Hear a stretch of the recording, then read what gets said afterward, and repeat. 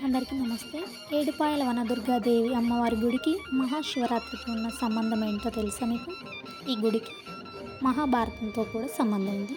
పరీక్షిత్ మహారాజు ఒక ఋషిని అవమానించగా పాము కాటుకు మరణించుగాక అనే శాపం పెట్టడం జరిగింది. అలాగే ఆ రాజు పాము కాటు వేయడంతో మరణిస్తాడు.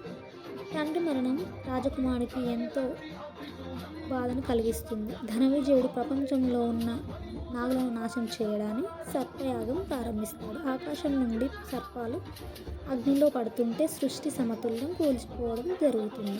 అప్పుడు దేవతలు పరమశివుణ్ణి ప్రార్థించగా అప్పుడు శివుడు తలపై ఉన్న గంగాదేవి మంజీర నదిగా మారి 7 పాయలుగా మారి యాగాన్ని ఆర్పేస్తుంది. అందువల్ల ఈ ప్రదేశం ఏడుపాయలు అనే పేరు ప్రసిద్ధి చెందింది. అందుకే ఇక్కడ శివుడు ఆదిశక్తి వేరువేరు కాదు, ఇద్దరు ఒకటే అని భక్తుల యొక్క నమ్మకం, విశ్వాసం. ఆ పవిత్రమైన ప్రకృతి మధ్య వెలిసిన దుర్గా భవానీ అమ్మవారు ఇక్కడ 7 ప్రవాహాలు 7 పాయాలుగా చెప్పడం జరుగుతుంది. Thank you.